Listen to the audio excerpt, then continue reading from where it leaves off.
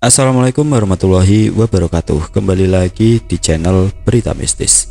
Untuk kisah kali ini ada sebuah kisah yang diambil dari KBM, dari tulisannya akun yang bernama Princess Sion. Dan untuk kisah yang akan saya bawakan kali ini yaitu sebuah kisah yang berjudul Misteri Rumah Nyai Surmini. Sebelum kita masuk ke ceritanya, tekan dulu tombol like video ini dan jangan lupa tekan juga tombol subscribe channel ini dan nyalakan juga lonceng notifikasinya agar tidak ketinggalan cerita-cerita baru dari channel ini. Dan bagi teman-teman yang ingin membaca langsung ceritanya, nanti silakan saja kunjungi linknya yang nanti akan saya sertakan di kolom deskripsi. Dan seperti apa untuk kisah kali ini? Langsung saja kita simak berikut ini.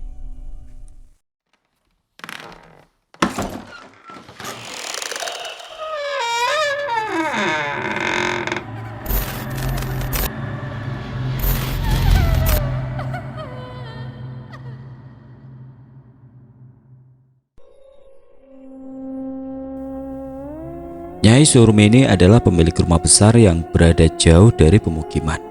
Orang-orang yang bekerja di sana, suasana rumah dan pemiliknya sendiri tampak janggal. Banyak keanehan dan misteri yang terjadi di sana. Siapakah Nyai Surmini dan misteri apa yang ada di dalam rumah besar itu? Sisa-sisa hujan masih menepik di ujung atap. Suara tawa dan kelakar bercampur dalam hangatnya ruangan itu. Aku pulang dulu ya. Udah jam 9, dari tadi ditanyain sama mama. Pamit Gendis pada dua temannya. Sepulang kuliah sore tadi, Gendis bersama dua orang temannya mampir di salah satu kafe yang tidak jauh dari kampus. Suasana jalan agak sedikit lengang setelah diguyur hujan sore tadi. Sendirian Gendis berjalan pulang sembari menunggu taksi yang lewat. Selang beberapa saat, sebuah mobil jeep berhenti mendadak di sampingnya hingga Gendis sedikit terlonjak karena terkejut. Dua orang memakai masker serta topi hitam keluar dari mobil. Gendis pikir siapa, tahu-tahu langsung membekap mulutnya lalu menarik paksa ke dalam mobil. Gendis memberontak, tapi efek klorofil yang dibubuhkan pada sapu tangan membuat kesadaran Gendis perlahan menghilang. Hilang dan ia tidak tahu apa-apa lagi. Tetesan air yang menepik dari atap lapuk itu memecah keheningan.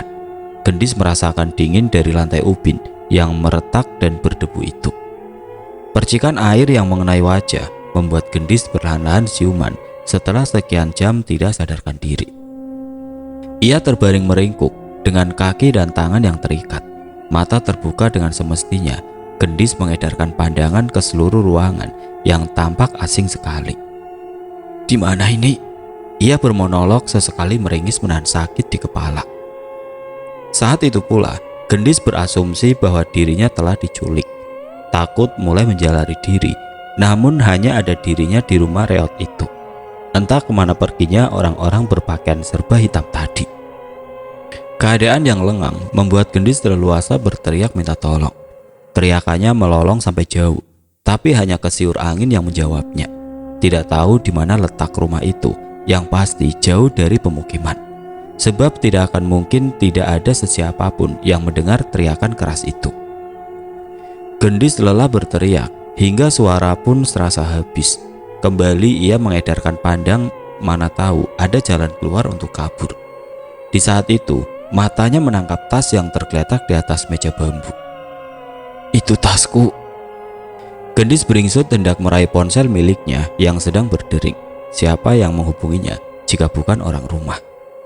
Sudah susah payah Gendis mendekati meja, tapi deruman mobil yang mendekat membuatnya harus kembali ke tempat semula, pura-pura tidak sadarkan diri. Derap-derap langkah berdentam dalam kesunyian malam. Rasa takut mengucur dari pori-pori kulit, membasahi kaos putih yang sudah kumal. Dalam keadaan setakut itu, Gendis berusaha mengontrol diri agar tetap tenang. Dalam keremangan malam, Gendis membuka sedikit mata, tapi tidak begitu jelas penampakan keduanya, apalagi memakai pakaian serba hitam. Ponsel yang ada di dalam tas lempang kembali bergetar. Salah satu di antara lelaki itu meraih ponsel, melihatnya sejenak, lalu sepatu but keras menginjak sampai remuk ponsel Gendis. Bawa dia. Gendis kembali memejamkan mata rapat-rapat. Setelah itu merasakan tubuhnya terangkat dan kembali berada di dalam mobil jeep. Sumpal mulutnya, Nim. Semula Gendis berencana akan berteriak di tengah perjalanan atau sampai pada perkampungan. Tapi kedua orang itu seakan tahu bahwa dirinya telah siuman, sehingga menutup mulutnya dengan sehelai kain. Gendis berbaring meringkuk di bagian belakang. Rasanya ingin mati saja dengan keadaan seperti itu. Untuk mendongak pun tidak bisa karena sehelai kain hitam menutupi tubuhnya. Entah berapa lama mobil melaju dan sudah berapa jauh jarak yang ditempuh. Sinar fajar telah mencuat dari timur, gelap pun perlahan berganti terang. Mobil tidak lagi bergerak. Gendis sudah tidak tahu di mana lagi dirinya berada. Bergegas dua orang itu turun, kemudian membopong Gendis keluar dari mobil. Saat itu Gendis memberanikan diri membuka mata. Tampak di depan sana pagar besar yang menjulang tinggi dengan lambang aneh di depannya. Ia pun dibawa masuk ke dalam setelah mendapatkan persetujuan dari pemilik rumah melalui intercom yang terpasang di pagar. Bukan hanya pagarnya yang besar dan menjulang, tapi rumah yang dikelilingi pagar itu juga tidak kalah besar. Gendis dibaringkan di sebuah sofa. Karena sudah tidak tahan, Gendis membuka mata, berusaha minta dilepaskan. Setidaknya kain yang menutup mulutnya. Dua orang itu bergeming, mereka berdiri tidak acuh di sana. Sejurus kemudian datang seorang wanita parubaya berpakaian kebaya lama dengan dua orang pelayannya. Wajahnya anggun dan ayu. "Permisi, Nyai," dua orang suruhan itu nyah. "Lepas ikatan mulutnya, Sri." Pelayan yang bernama Sri itu lekas melepaskan kain hingga Gendis leluasa untuk melontarkan kemarahannya. "Kalian siapa? Kalian udah nyulik aku." Namun yang diteriaki hanya tersenyum, lebih tepatnya menyeringai. "Nyai paham kamu terkejut, tapi tenang saja. Kamu tidak akan disakiti di sini dan kamu akan dilepaskan bila waktunya sudah tiba, Cak Ayu." Wanita yang dipanggil Nyai Surmini itu kembali tersenyum. Kendati demikian, Gendis tidak akan luluh. Ia terus mendesak agar segera dilepaskan. "Aku mau pulang, orang tuaku pasti cemas," hardik Gendis. "Hanya ada dua pilihan untukmu, Cak Ayu. Kamu akan dilepaskan setelah waktunya tiba, atau kamu kembali sekarang, tapi keluargamu tidak akan selamat." Gendis terkejut. Apa maksudnya? Nyai Surmini menjawabnya dengan senyuman. Syarat macam apa itu? Bukankah pada akhirnya Gendis tidak punya pilihan lain selain berada di sana sampai waktunya tiba? Gendis hanya bisa pasrah saat itu. "Sri, antar Cak Ayu ke kamar." Sri pun lekas menunaikan perintah. Ia pun tidak lupa melepas tali yang menjerat tangan dan kaki Gendis. "Mari, Nyai." Gendis tercengang dan lebih tercengang lagi saat tiba di sebuah kamar besar lengkap dengan segala perabotan. Penculikan macam apakah ini? Ia korban, tapi diratukan. "Nyai tidak akan bisa kabur dari sini. Ada abdi yang menjaga rumah," ujar Sri memperingatkan seakan tahu apa yang dipikirkan oleh Gendis. Tanda diperingatkan saja, Gendis sudah tahu banyak mata-mata bertebaran di rumah besar dengan ukiran khas Jawa itu. Lagi pula bagaimana bisa kabur bila seluruh jendela rumah dilapisi teralis besi. Ditambah pula pagar yang menjulang tinggi. Belum lagi letak rumah yang tampaknya berada jauh dari pemukiman. "Kalau ingin sesuatu panggil saja aku, Nyai. Ruanganku dekat dari kamar Nyai." Setelah mengatakan itu, Sri pamit dengan amat sopan. Gendis bingung, apa tujuan penculikannya? Secuil pun ia tidak disakiti, malah diperlakukan sangat baik. Justru bukan itu yang membuat Gendis teringin keluar dari sana. Ia memikirkan keluarganya yang pasti sekarang kelimpungan mencari keberadaannya.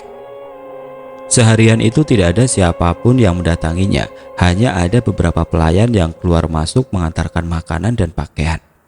Gendis pun sebenarnya ingin mengusir kebosanan dengan keluar kamar, tapi nyalinya tidak sebesar keinginan. Alhasil seharian itu Gendis hanya berdiam diri di kamar dengan suguhan makanan serta minuman enak yang sama sekali tidak dimintanya. Hingga malam pun tiba, suasana rumah semakin sepi saja. Sudah sehari semalam tidak mengguyur tubuh dengan air, membuat Gendis lekas meraih pakaian yang tergeletak di ranjang. Baju tidur retro berwarna putih gading dengan banyak randa. Indah dan tidak masalah bagi Gendis. Selayaknya rumah sendiri, hanya saja kehadiran orang tuanya tenggelam dalam lamunan. Gendis bergeming, rindu terhadap orang rumah membuat air mata meleleh bersama bulir bening yang membasahi wajahnya. "Kalau mau kasih kabar sama orang rumah boleh nggak ya?" gumamnya. Gendis tidak akan melanggar syarat yang berlaku. Ia hanya ingin mengabari orang tuanya agar tidak perlu cemas. Tapi, apakah mungkin? Tidak ada salahnya mencoba, bukan? Gendis pun mempercepat mandinya. Setelah itu, ia akan menemui Nyai Surmini untuk mengutarakan keinginannya. Gendis keluar dengan baju tidur serta handuk yang masih membungkus rambut. Dari ruangan sebelah, terdengar derap-derap langkah yang disertai kelakar riang dua orang wanita. Suara mereka perlahan hilang bersama langkah yang semakin menjauh. Ramai juga penghuni rumah ini. Gendis tidak ambil pusing. Ia pun duduk di depan meja rias menyisir rambut. Baru sekali sisir, mendadak tubuh Gendis membeku tatkala suara teriakan kesakitan melolong 2 kali. Lalu senyap. Teriakan tadi membuat suasana tiba-tiba mencekam. Rasa takut membuat jantung berdetak kencang. Ingin sekali keluar untuk mencari tahu atau sekedar bertanya. Tapi lukisan-lukisan kuno di kamar itu membuat nyalinya turun drastis. Gendis sedang berada di rumah asing yang mengerikan. Sementara rumahnya riuh dengan tangisan. Wajah Anita sembab luar biasa akibat menangis tiada henti. Bagaimana tidak, putri bungsunya tidak pulang-pulang. "Berdoa sambil kita nunggu Abi dan Danang pulang," ujar Sumi berusaha menenangkan adiknya. Tidak lama 2 orang lelaki pulang. Anita pun lekas bangun menghampiri anak sulung dan suaminya. "Gimana ya? Kalian sudah buat laporan? Polisi sudah bergerak kan?" tanyanya pada sang suami. "Udah mah, kita tunggu kabar dari kepolisian nanti. Semoga Gendis secepatnya ditemukan dalam keadaan baik-baik saja." Anita kembali menangis gara-gara ujaran suaminya. Bagaimana bila Gendis tidak pulang dalam keadaan baik-baik saja? Atau lebih parah, sudah dalam keadaan tidak bernyawa?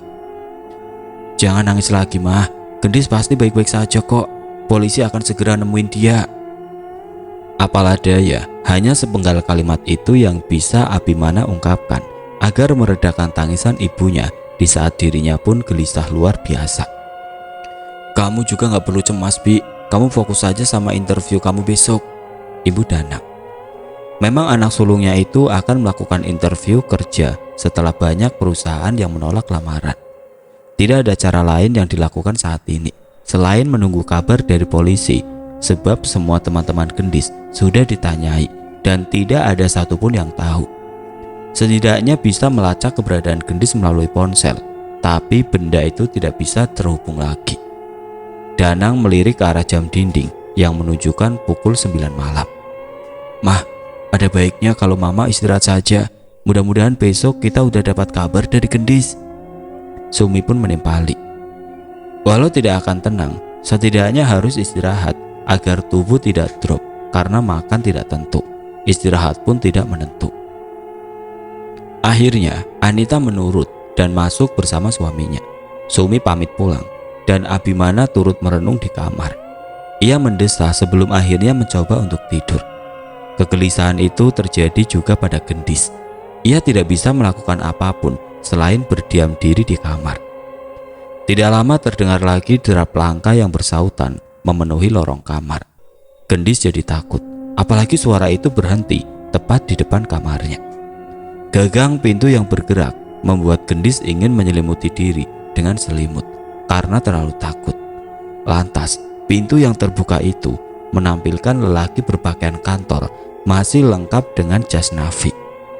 Tidak ada senyum. Dari sekian banyak lelaki yang Gendis temui, hanya lelaki itu saja yang mengumbar seraut dingin tidak tersentuh. Gendis hendak mengalihkan pandangannya, tapi rasanya sukar sekali hanya untuk melengos sesaat saja. Ia mentaksir bahwa umur lelaki itu sama dengan umur Abimana, kakak laki-lakinya. Lelaki itu berhenti di depan Gendis, membuatnya meremas ujung baju yang dia pakai. "Siapa nama kamu?" Pertanyaan dengan suara berat dan sedikit serak mengharuskan Gendis mendongak. "Gendis." Baru menyebutkan nama, lelaki itu sontak meraih tangan Gendis memperhatikan telapak tangannya sesaat. Kemudian tidak ada percakapan apapun lagi. Lelaki itu pergi meninggalkan aroma mus yang sangat menyengat. Gendis mengepal kuat tangan kanannya. Perasaan pun mulai rancu, dan yang pasti takut setengah mati menanti apa yang akan terjadi selanjutnya. Selang beberapa menit lelaki itu pergi, datanglah Sri. Ia membawa nampan bertabur bunga 7 rupa berisi kain sutra kuning serta sebotol parfum. "Ada apa, Mbak Sri?" Kedatangan Sri mengurangi ketakutan Gendis saat itu. "Nyai, ini dari Raden Aksa. Tanggalkan pakaian Nyai dan pakailah kain serta parfum ini," ujar Sri. Gendis tercengang. Ia masih belum mencerna dengan baik penuturan Sri. "Maksudnya gimana? Aku lepas semua pakaian, terus cuma pakai selai kain ini dan semprot parfum ke seluruh badan gitu?" Sri mengangguk. "Maksudnya apa ini? Kenapa aku harus ngelakuin itu?" Gendis menolak mentah-mentah. Apa yang diminta lelaki bernama Aksa itu memang tidak masuk akal bagi Gendis. Sri susah payah membujuk Gendis agar menurut, tapi yang dihadapinya adalah gadis keras kepala. "Lakukanlah dan menurut saja di sini agar seluruh keluarga Nyai tidak celaka. Apa yang diminta Nyai Ayu Surbini dan Raden Aksa, lakukanlah. Maaf, aku berkata seperti ini, tapi dengarkanlah perkataanku ini, Nyai." Gendis mendengus tidak percaya. Hal semacam ini kenapa harus terjadi padanya? "Mbak yakin semua akan baik-baik saja kalau aku menurut?" Sri hanya mengangguk tanpa banyak bicara lagi. Lantas, Gendis menanggalkan seluruh pakaiannya dan melilitkan kain sutra itu di tubuhnya. Tidak lupa menyemprotkan parfum beraroma sukar itu pada leher dan pergelangan tangan. Baru Sri akan pamit, masuklah Aksa yang menggunakan celana panjang yang sama dengan kain sutra yang Gendis pakai. Ia tampaknya baru selesai mandi, sebab Gendis terus memperhatikan bulir air yang menepik ketika Aksa menyugar rambutnya beberapa kali. Bulir itu pun tidak ayal membasahi dadanya yang telanjang. Sejak masuk ke kamar, benda pipi itu sudah tertempel di telinga Aksa. Ngapain dia masuk ke kamar dalam keadaan kayak gini? Gendis mulai bergumam resah. Rasa itu pun perlahan-lahan membuncah tatkala menunggu Aksa selesai berbicara dengan seseorang dari ponselnya. Aksa masih bicara dengan seseorang melalui ponselnya. Mungkin ada sedikit masalah, sebab wajah lelaki itu tampak gusar sekali, suaranya meninggi. Bagaimana dengan Gendis yang menunggu detik-detik berlalu? Sudah pasti tubuhnya bergetar sekarang, apalagi hanya ada mereka berdua di kamar itu. "Dasmu!" Entah sudah beberapa kali Aksa mengumpat. Ia terus mengomel dengan bahasa Jawa yang kental. Gendis memang tidak mengerti, tapi ia yakin bahwa lelaki di depannya sedang menahan amarah. "Apa? Aku keluar aja ya?" Gendis hanya menggumamkan itu dalam hati. Mana berani ia buka suara di saat keadaan riskan seperti ini. Akhirnya dengan keberanian yang sangat minim, Gendis bangun dari duduknya, menghela nafas panjang, lalu permisi pada Aksa yang masih sibuk itu. "Maaf Den, aku keluar sebentar." Aksa yang masih mengoceh membuat Gendis tidak perlu menunggu jawaban lelaki itu. Baru selangkah beranjak, Aksa tiba-tiba mencekal pergelangan tangannya. Gendis tertahan. Sungguh ia tidak berani menoleh, hanya untuk menatap sekilas lelaki yang mencengkeram pergelangan tangan kanannya. Sejurus kemudian Aksa selesai dengan urusannya di depan telepon. Semakin mengubun-ubun ketakutan Gendis. Suara ponsel yang jatuh di ranjang membuat Gendis terkesiap. Aksa menariknya menutup jarak yang hanya setengah depa itu. Aroma mus yang menguar di antara mereka serasa memabukkan Gendis. Kepalanya jadi sedikit pening. "Kamu milik aku malam ini." Bisikan itu menyapu helaian rambut Gendis yang tidak tersangkut telinga. Sepenggal kalimat itu sukar dimengerti oleh Gendis. Sesukar aroma mus yang jadi parfum favorit Aksa. Meski keluh, Gendis berusaha untuk mengeluarkan suara dengan bertanya, Apa maksudnya aku malam ini milikmu?" Ia jadi tergagap bisu dalam kegamangan. Namun tampaknya Aksa tidak suka banyak omong, hingga tubuh Gendis didorongnya begitu saja sampai ambruk di ranjang. "Ingat saja tentang 2 pilihan," ujarnya serak, lantas melayangkan kecupan di pipi kanan Gendis. Dada Gendis bergemuruh, tampak kembang kempis dikala Aksa menabuh hasrat padanya. Tidak ada pilihan lain lagi kah? sehingga Gendis harus menyerahkan diri demi keluarganya. Untuk berkata jangan saja, rasanya Gendis sudah tidak mampu. Suaranya tercekat menerima perlakuan Aksa malam ini dengan berurai air mata. Aksa membakar sekedip zina pada setiap jengkal yang sudah dibaluri oleh parfum itu. Sutra kuning telah tanggal di bawah kaki. Gendis terisak dalam diam, ingin rasanya menolak sekuat tenaga. Tapi bukan mudah meremas degup yang merontah, manakala suara Aksa melengus serak di telinganya. Perlakuan lelaki itu diranjang tidak sekasar bicaranya tadi, tidak segarang matanya dan tidak sedingin raut wajahnya. Ia hangat dan lembut, seakan Gendis menjadi permaisuri kesunyian jiwa, meski tanpa mahkota. Jarum jam terus berdetak, menitan seirama denyut jantung. Dahi Gendis yang sudah berpeluh disekal lembut oleh Aksa, melayangkan kecupannya 2 kali di sana. Sekian menit berlalu, Aksa selesai dengan ritualnya malam itu. Tampak sisa-sisa air mata yang mengalir dari ujung mata Gendis, hingga Aksa kembali mengecup 2 bulu mata yang masih basah, lalu menutup hangatnya malam ini dengan sebuah kecupan singkat di ujung bibir Gendis yang memerah. Kini Aksa kembali bertelanjang dada berdiri di dekat ranjang, menyibukkan diri dengan benda pipi itu. Sementara Gendis bergegas meraih kain sutra kuning menyelimuti tubuh setelah Aksa beranjak darinya. Bercak darah yang kentara di spray putih itu membuat Gendis ingin meraung. Amat sakit melihatnya, bahkan perih belum juga hilang. Setelah beberapa menit berlalu, Aksa memerawaninya. "Sri, ke kamar sekarang." Gendis mendongak memandangi Aksa yang berdiri membungkukinya. Rumah sebesar itu mengharuskan Aksa berteriak sekencang itu. Tidak menunggu lama, wanita berkebaya polos itu datang bersama satu kawannya. "Permisi, Den." Aksa tidak mengangguk. Ia terus saja sibuk dengan ponselnya. "Nyai, ini diminum." Pinta Sri sembari menyuguhkan secangkir minuman pada Gendis. Aroma rempah-rempah yang menyengat membuat Gendis sontak memalingkan wajah. "Apa ini, Mbak?" tanya Gendis. Air dalam cangkir tanah liat itu berwarna kuning pucat, kontras dengan aromanya. Sri tidak menjawab. Ia malah ragu-ragu melirik Aksa. "Diminum saja, Nyai, itu bukan apa-apa kok." Lantas Sri memunguti pakaian Gendis yang berserak ketika ia lepaskan sebelum Aksa masuk. "Sri, ganti spraynya." Gendis sedikit terlonjak akan perintah itu, sampai minumannya melimbak pelan hampir tumpah. Sri mengangguk. "Permisi sebentar, Nyai." Gendis pun berdiri sesaat dan kembali duduk setelah Sri melepaskan spray yang sudah kusut masa itu. "Ning, bawakan spray baru dan kembang 7 rupa untuk Nyai mandi." Gendis tercengang.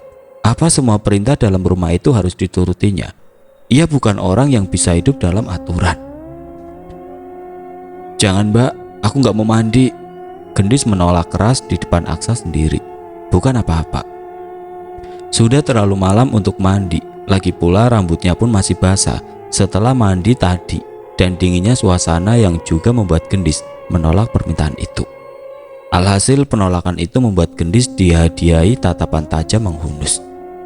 "Setiap berhubungan denganku, kamu harus mandi." Arti kata "setiap" membuat dada Gendis kembali bergemuruh. Makna dari kata itu adalah bukan hanya sekali Aksa akan melakukannya, bukan. Namun anehnya, setiap ingin membantah, lidah Gendis rasanya keluh luar biasa. Ia hanya bisa mengepal kedua tangan kuat-kuat sampai buku jari memutih untuk merendam amarah yang nyaris meledak. Aksa mendekat, mata hitamnya memandang Gendis sampai ujung kaki, membuat perempuan itu jengah membuang muka. "Diminum dulu, setelah itu mandi," ujar Aksa seraya mengecup pundak Gendis 2 kali, lalu enyah dari sana. Kejadian malam ini membuat Gendis benar-benar shock dan terpukul. Rasanya ingin mati saja bila hidup sudah carut marut tidak punya masa depan lagi. Takdir apakah yang sedang menaunginya kini? Kenapa kesialan mengerikan ini harus terjadi padanya? Air mata meluruh pelan dan menepik pada kain sutra yang membalut tubuhnya. "Nyai, sudah siap airnya." Gendis seakan tidak punya hidup lagi. Ia pun bangun begitu saja menuruti ucapan Sri. Ia berjalan dengan pandangan kosong menuju kamar mandi. Mandi di waktu nyaris tengah malam tanpa air hangat dan suasana dingin membuat Gendis menggigil. Kenapa nggak pakai air hangat, Mbak Sri? Bibir serta tubuh Gendis bergetar dalam bathtub kayu itu. Memang begini Nyai, kalau pakai air hangat, kembang akan langsung layu. Sahut Sri yang terus menabur bunga sesekali menyekap pundak Gendis. Memang begini, berarti kegiatan ini memang sering dilakukan sama Raden Aksa. Sontak saja Sri terdiam. Pertanyaan itu membuat Sri tidak berkutik. Kan Mbak? Gendis kembali mencecar. Baru kali ini saja Nyai. Tidak perlu lagi Gendis meminta penjelasan karena kegugupan Sri sudah memperjelas semuanya. Aku gak sanggup lagi Mbak. Gendis menyudahi mandinya di tengah malam itu. Alhasil gara-gara itu Gendis diserang demam. Entah karena mandi atau karena minum air yang disuguhkan Sri.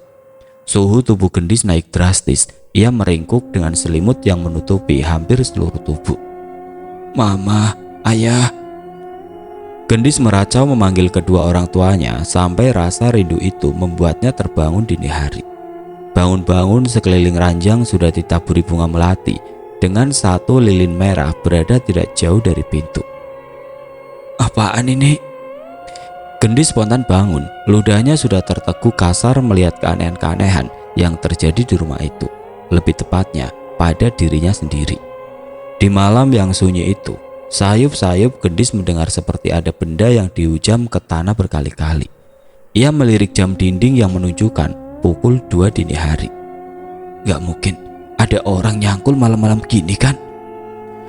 Seketika meremang sekujur tubuh Gendis dan suara itu pun tidak kunjung hilang sampai Gendis kembali tertidur. Sepenggal malam telah hilang, datanglah pagi dengan gamang. Semalam suntuk Abimana tidak tidur. Bagaimana bisa tidur nyenyak jikalau adiknya masih tidak tahu rimba. Pagi buta suara teko memekakan telinga. Tidak lama aroma kopi sudah memenuhi dapur. Danang pun rupanya sepanjang malam tidak tidur. Setelah sholat subuh, pasangan suami istri itu duduk merenung. Pikiran keduanya melayang dan lesap bersama kepulan kopi. Dalam lamunannya, ekor mata Danang menangkap sosok yang berdiri di ambang pintu. Ia menoleh, tampak putra sulungnya sama kacau. Kamu gak tidur, Bi? Tanya Danang. Anita pun terkesiap mendengar pertanyaan itu.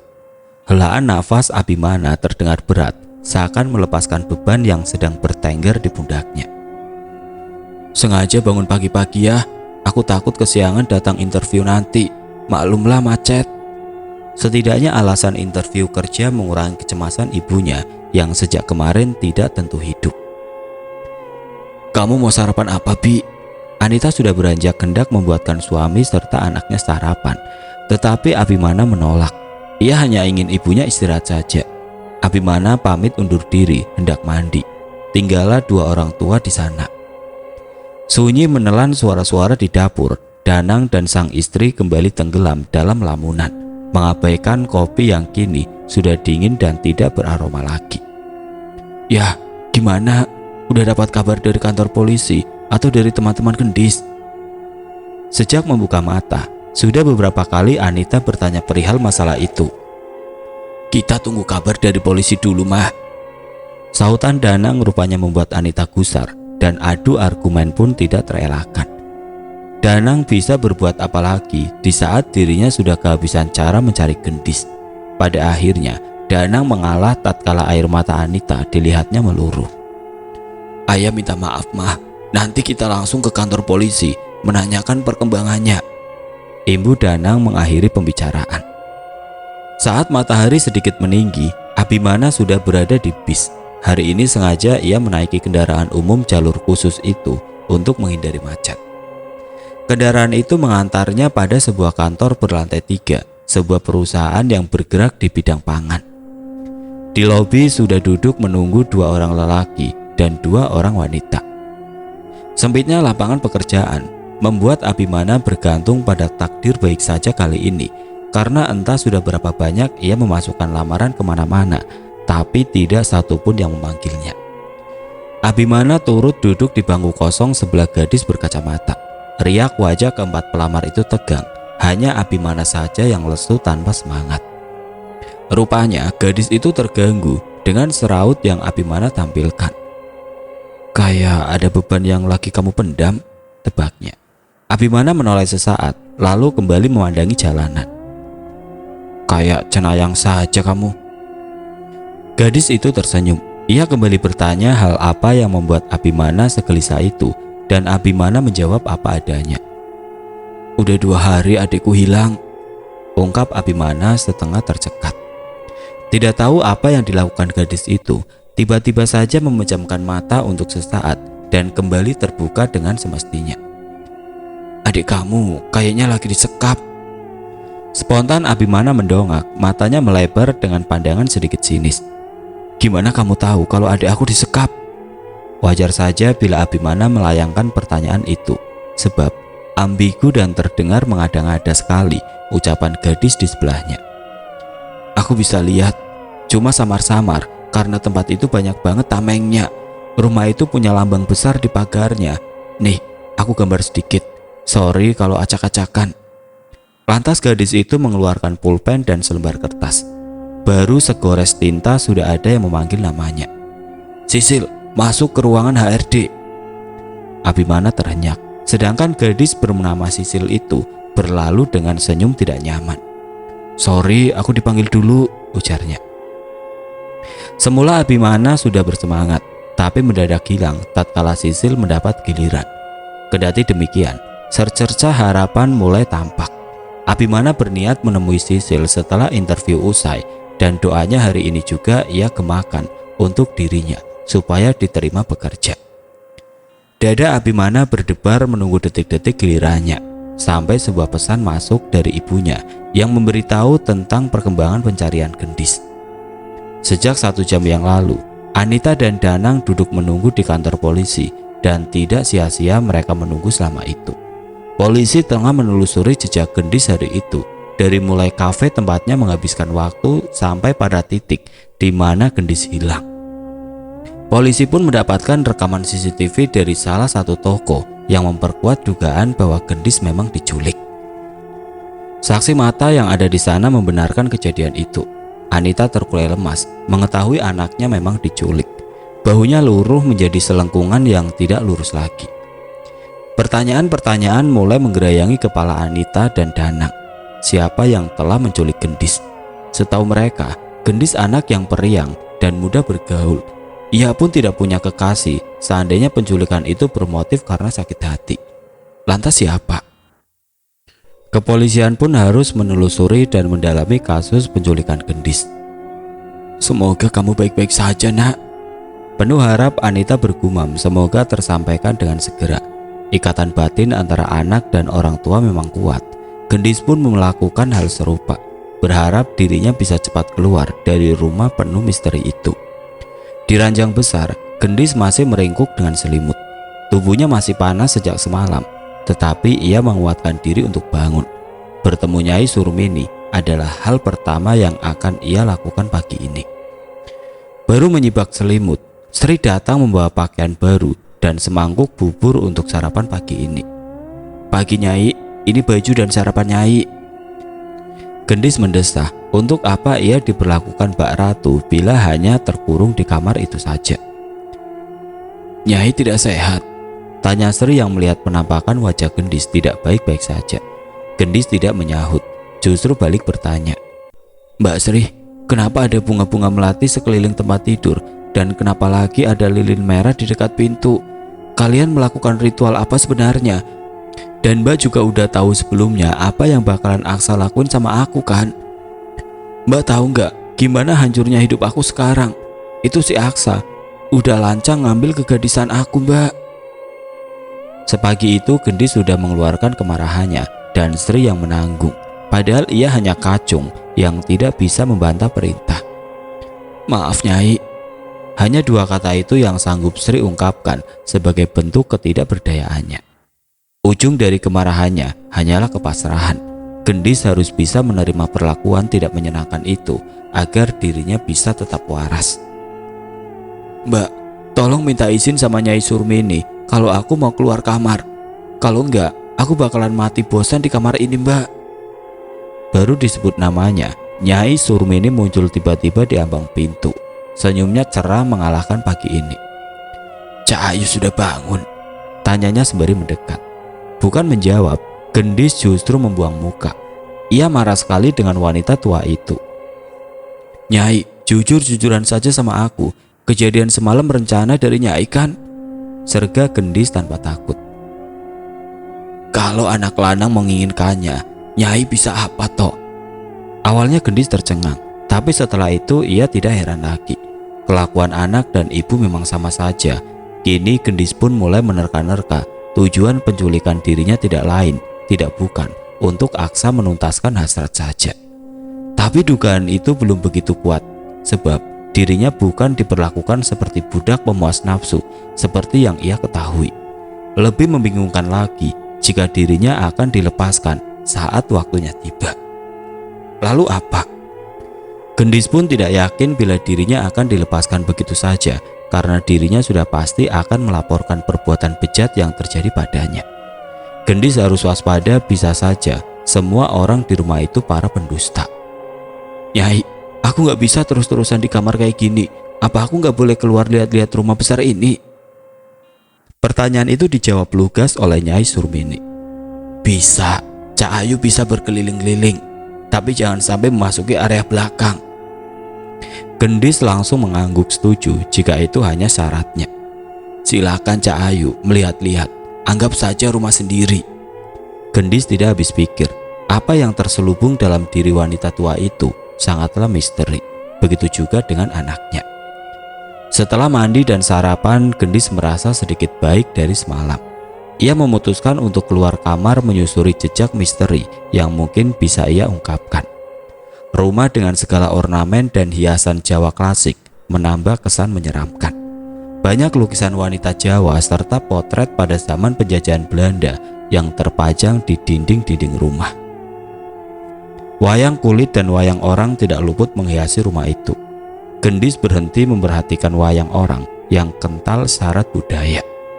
Tangan terulur hendak menyentuh, mendadak mata wayang itu seakan bergerak melirik padanya.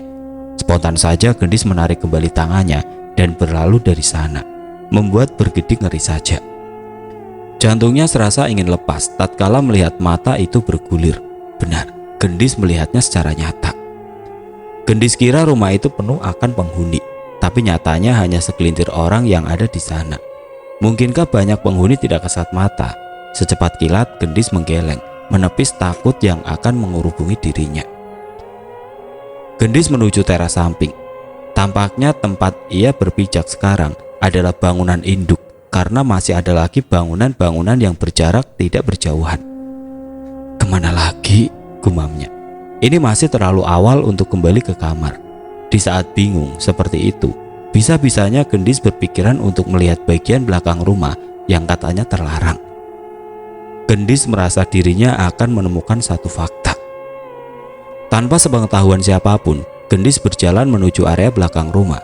Sesekali ia pura-pura ketika berpapasan dengan abdi di rumah itu. Sampai di pintu besar yang menuju halaman belakang, tangan Gendis bergetar menekan gagang itu.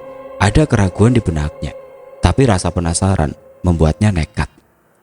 Ketika pintu dibuka, mata Gendis pun ikut terbuka lebar. Matanya membelalak melihat apa yang ada di sana.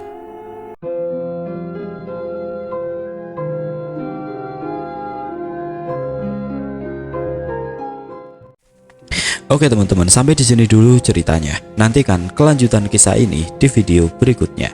Agar tidak ketinggalan, klik tombol subscribe channel ini dan nyalakan lonceng notifikasinya. Wassalamualaikum warahmatullahi wabarakatuh.